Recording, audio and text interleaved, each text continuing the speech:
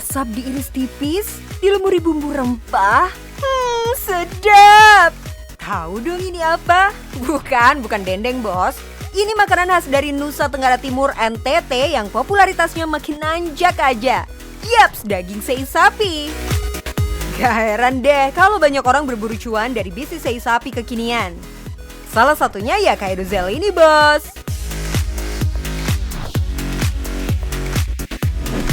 Halo bos, kali ini sama saya Edozel, saya ingin memperkenalkan bisnis saya nih. Sei sapi kekinian paling enak se-Indonesia namanya Nyapi. Ini lagi di outlet yang ada di Gading Serpong. Yuk, ikut yuk! Usaha yang digelutinya sejak Juli 2020 ini mengusung konsep food container. Di mana bisnis sei sapinya ini memang didesain agar kuat menghadapi pandemi ya bos. Tidak ada dine-in dan memang hanya melayani take away saja. Kalau PPKM pasti terkena dampaknya, tapi karena Nyapi dirancang online, karena kan kita bukan juga pada saat pandemi ya. Kita memang dirancang untuk online dan juga take away, jadi nggak terlalu terdampak lah. Mungkin kalau teman-teman yang lain bisa turun sampai 50%, kita nggak. Kita paling turun cuma sampai 10% doang. Duh kak, kalau turunnya 10% tapi naiknya 100% masih untung banyak ya. Nggak asal-asal bikin bisnis lalu didiemin bos. Kak Edo konsen banget buat mengembangkannya. Dalam waktu 1 tahun aja sudah ada 60 outlet yang tersebar se-Indonesia Raya. Mantap nggak tuh? Untuk mengembangkan bisnisnya dengan cepat, Kak Edo bikin sistem franchise alias waralaba. Nah, buat para bos di rumah yang ingin segera memulai usaha, boleh banget nih membeli usaha yang sudah sustain. Asal punya modal dan lokasi yang oke. Kak Edo sendiri menjual franchise sei sapi miliknya di kisaran harga 75 hingga 100 jutaan tergantung paketan yang dipilih.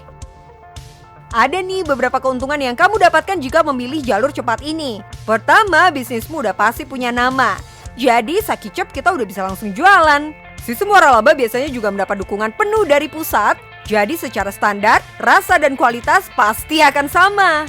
Tapi sebelum sukses di bisnis food and beverages alias F&B ini, Kak Edo ternyata jatuh bangun juga loh.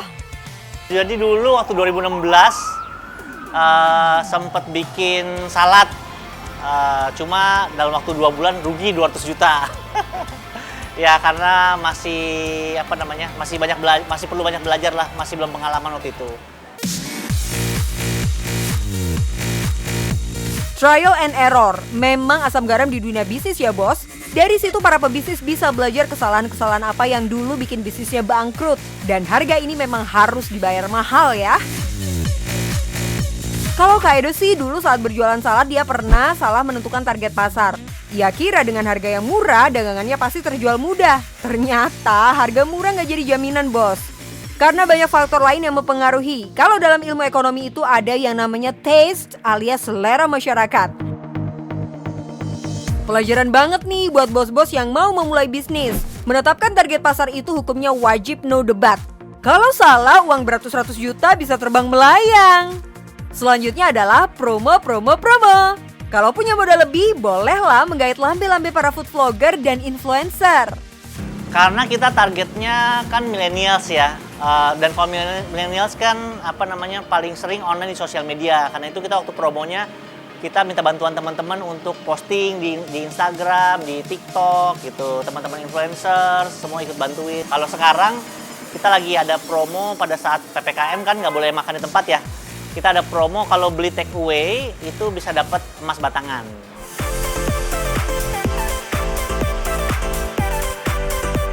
Nah, ini masukan penting buat kalian ya bos. Beri promo yang agak bombastis, tapi jangan bohong juga ya. Jadi yang beli juga semangat buat dapetin giveaway-nya. Meskipun saat ini bisnis sei sapi sudah menjamur, tapi Kak Edo tetap pede tuh. Kalau sei sapinya tetap yang paling enak dan dapat bersaing dengan yang lain. Diferensiasinya nomor 1, sei sapi yang paling enak di Indonesia itu kita, Nyapi. Kalau nggak enak jangan datang lagi. Itu kita percaya. Karena saya udah cobain semuanya. Menurut saya ya pribadi kita yang paling enak dan kita paling pede. Kedua, kita yang pertama kali menyatukan proses pengasapan tradisional tapi toppingnya kekinian. Pakai mentai, spicy Korean, sama bumbu-bumbu yang bukan standarnya sei sapi. Duh, percaya dirinya Kak Edo ini emang patut ditiru ya bos. Selain rasa, pastinya kualitas pelayanannya juga tetap dijaga supaya para pembeli nggak kecewa.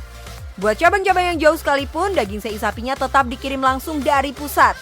Daging impor jadinya lebih juicy dan juga lebih flavorful di lemaknya. Karena pasarnya tadi anak muda, maka rate harga per porsinya juga harus terjangkau ya bos. Mulai Rp25.000 sampai Rp30.000. Tapi kira-kira modal yang dibutuhkan Kak Edo untuk memulai bisnis ini berapa ya bos? Kita modalnya di sekitar 75 juta, itu kita patungan sama teman-teman gitu. Sekarang ini setelah berjalan 1 tahun, omset kita sebulan 4M lah. Mantap bos, berarti kalau di rata-rata nih setiap outlet sei sapi Kak Edo mereguk pendapatan kotor hingga 66 juta per bulan. Untuk mendapatkan omset sebesar itu pastinya dibutuhkan kerja keras dan juga konsistensi yang tinggi ya bos. Selain perencanaan, strategi market, pelaksanaan dan pastinya evaluasi tetap harus dilakukan secara rutin agar bisnis yang dikelola dapat terus berjalan ya bos. Nah buat kalian yang mau berbisnis, nih Kak Edo punya tipsnya ya. Kalau saya percaya 2.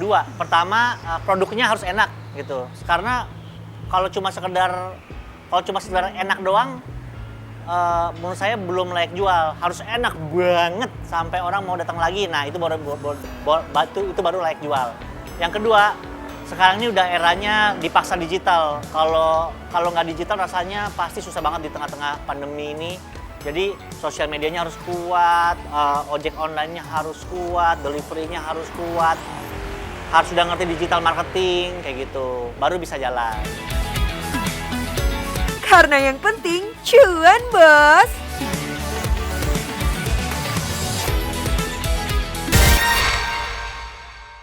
Dan sekarang 1,5 tahun kemudian, karena anugerah Tuhan ya, kita masih ada.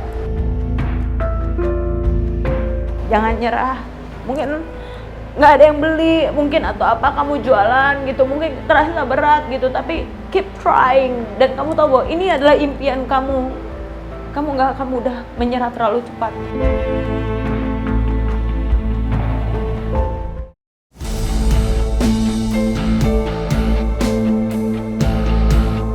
Laura Lazarus, sosok ini dikenal dengan kisah yang begitu melegenda ya bos. 2 kali mengalami kecelakaan pesawat yang cukup parah, koma hingga menjalani 19 kali operasi. Kisah inspiratifnya diarsipkan dalam sebuah buku berjudul Unbroken Wings yang menyentuh hati banyak orang. Tapi dari situ aku ya bersyukur punya keluarga yang support, terus udah gitu juga punya Tuhan, dan akhirnya aku belajar untuk melihat dari sisi lain bahwa ada satu rencana, ada satu tujuan untuk aku masih ada di dunia ini. Karena kan kalau yang udah pernah dengar, sebelumnya aku udah sampai ditumpuk-tumpuk dengan mayat.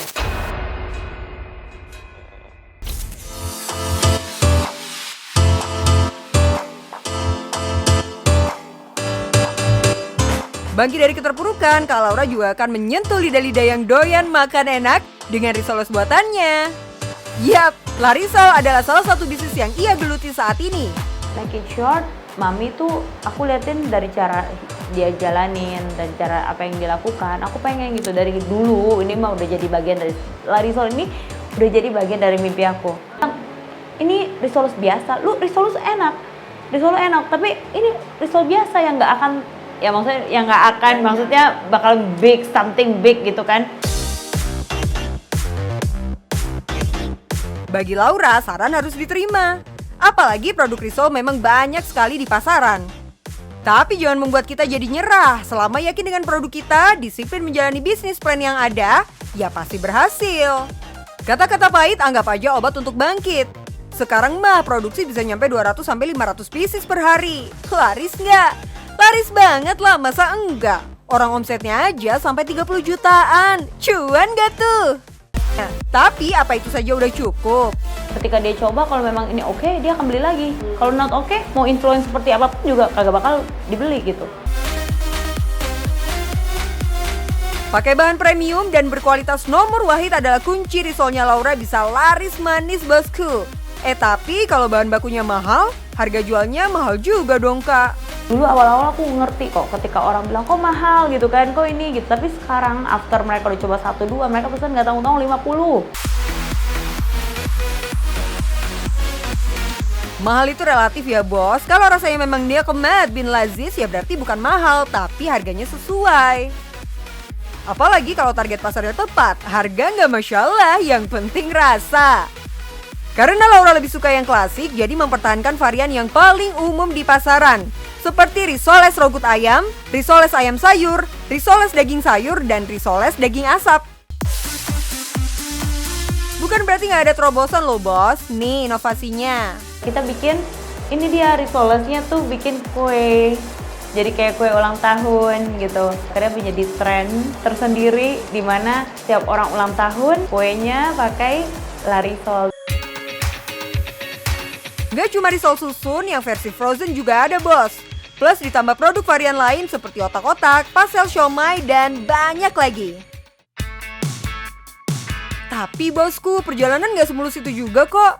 Jualan udah laris, halangan tetap ada. Misalnya komplain dari pelanggan. Sampai urusan karyawan. Dari ekspedisi kan kita pakai pihak ketiga gitu kan. Ternyata ada masalah gitu, dan jangan sampai saya viralkan ya, saya tuntut gitu kan, kayak hah, masa gara-gara jual risoles mau dituntut gitu. Aku take care gitu kan, terus akhirnya kami jadi bersahabat gitu dengan pelanggan tersebut gitu kan. Aku pernah ditinggal sama semua orang produksi yang yang balik dari US, terus juga ngalamin staff produksi hilang semua gitu ya. Aku sebenarnya udah mau menyerah gitu. Terus apa yang bikin Laura tetap maju tak gentar? Kak, kan kakak bilang nggak boleh menyerah karena menyerah bukanlah pilihan. Masa mau menyerah gitu? Iya ya bener ya, nggak boleh menyerah karena menyerah bukan pilihan. Oke, aku bilang kasih aku waktu 5 bulan. Kamu juga mau ya bantuin aku? Kita kembangin ini sama-sama. Dan sekarang 1,5 tahun kemudian, karena anugerah Tuhan ya, kita masih ada.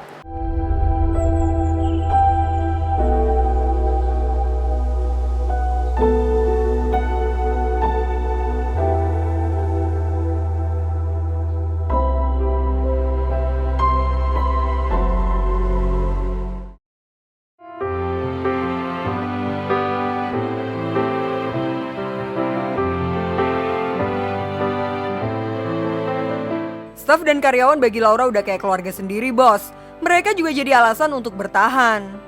Aku udah bilang sama mereka bahwa this is your company. Dan kalian tahu kan, aku nggak hanya ngerjain ini dan penghasilanku bahkan bukan di sini, aku bilang gitu. Jadi semua yang ini mereka semua tahu bahwa mereka kerja untuk diri mereka sendiri sih gitu. Ada satu lagi yang cerita bahwa pertama kali memberikan orang tuanya kayak uang gitu, dan dia cerita sampai nangis gitu ya. Nominalnya nggak big gitu, tapi at least dia merasa bahwa diri dia bisa berarti buat keluarganya gitu. I'm feel so grateful, bisa Tuhan percayakan sampai La Risol seperti hari ini gitu ya, akhirnya bisa berjalan dengan baik. 1,5 tahun aku in charge sendiri gitu, aku bisa lihat hasilnya seperti ini, dan hopefully ini bisa menjadi berkat buat banyak orang. Perjalanan yang berliku ya bos sampai bisa seperti sekarang. Yuk kita minta tips untuk mulai bisnis meski kita bukan orang terkenal. Penonton di rumah, pemirsa di rumah yang saat ini nonton jadi merasa kecil hati, aduh followers aku cuma sedikit. No, justru kerja keras tidak akan membohongi hasil, dan biarlah produkmu sendiri yang akan berbicara gitu. Mulailah dari hal kecil yang kita bisa sih.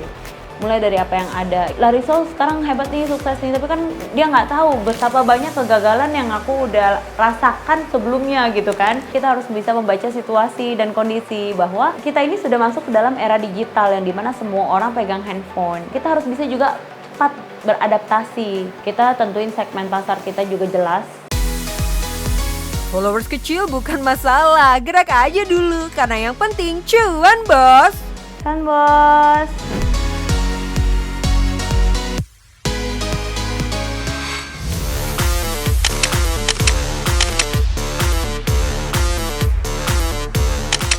Bagus-bagus banget ya hasilnya. Kalau kayak gini sih dijamin pembeli langsung naksir sama barang dagangan kita. Makanya kalau udah tentuin mau bisnis apa, langsung aja buat foto produknya ya bos.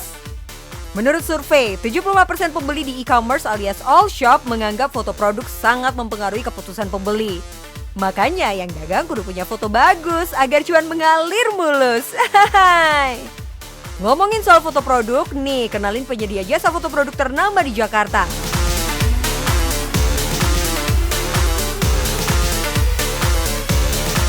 Halo bos, kenalin aku Dinar dari Jasa Foto Jakarta.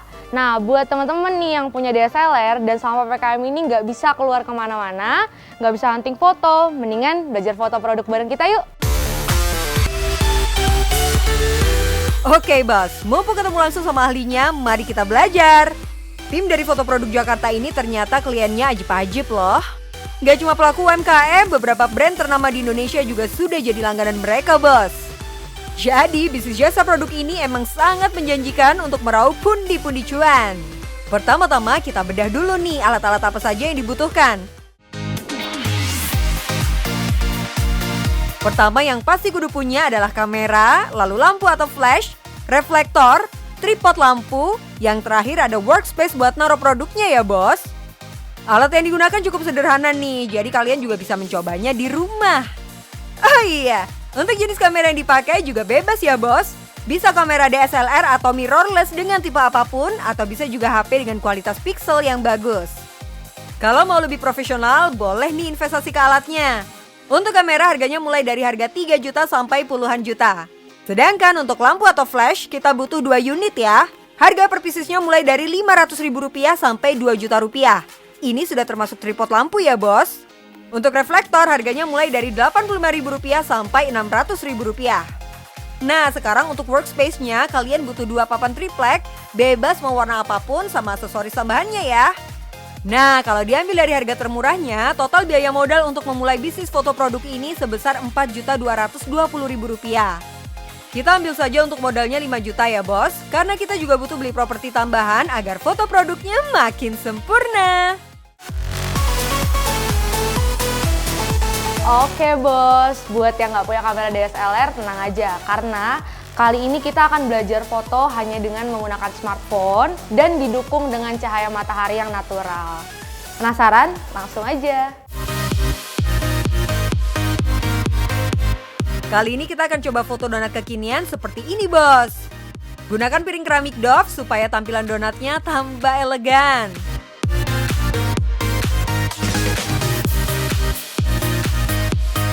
Susun donat sesuai yang kalian inginkan dan jangan lupa beri ganjalan pada donat yang ada di bagian belakang supaya lebih terlihat ketika difoto. Kalau sudah, jangan lupa beri tambahan properti pendukungnya seperti coklat, tepung, susu, kocokan mixer manual, dan kain serbet sebagai pemanis. Oke teman-teman, jadi sekarang kita akan mulai start foto dengan menggunakan teknik 45 derajat atau yang biasa disebut dengan eye level. Nah, tekniknya itu adalah makanan ini sebagai objek utama dari fotonya.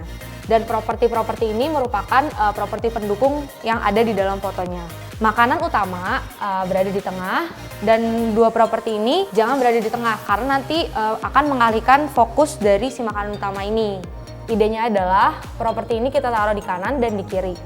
Lalu setelah ditata, kita mulai foto dengan menggunakan teknik 45 derajat atau eye level.